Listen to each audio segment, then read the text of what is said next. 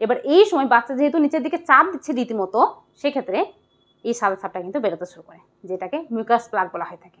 তো দেখবেন এই সময় গাঢ় থকথকে টাইপের এবং উজ্জ্বল সাদা বর্ণের, আবার কারো কারো ক্ষেত্রে একটু লালাভ বর্ণের বা পিঙ্কিশ কালারের সাদা সাপ নির্গত হবে, ঠিক এই রকম দেখতে। এই ধরনের সাদা সাপকে বলা হয় ব্লাডি শো মেডিকেল টার্মে। তবে এই ধরনের সাদা সাপ নির্গত হলেই বুঝবেন আপনার ক্ষেত্রে ডেলিভারির সময় চলে এসেছে। তবে কতক্ষণ পরে ডেলিভারি ব্যথা উঠে? দেখুন, সাধারণত সাদা সাপ নির্গত হওয়ার মানে এই মিউকাস প্লাগ নির্গত হওয়ার 2 থেকে 3 দিনের মধ্যে ডেলিভারি ব্যথা উঠে যায়। আবার অনেকের ক্ষেত্রে ডেলিভারি ব্যথা ওঠার ঠিক কয়েক ঘন্টা আগেই এই সাপটা নির্গত হয়।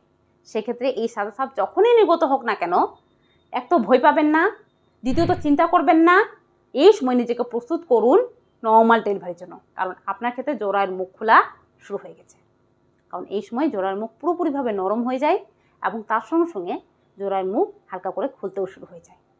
তো এই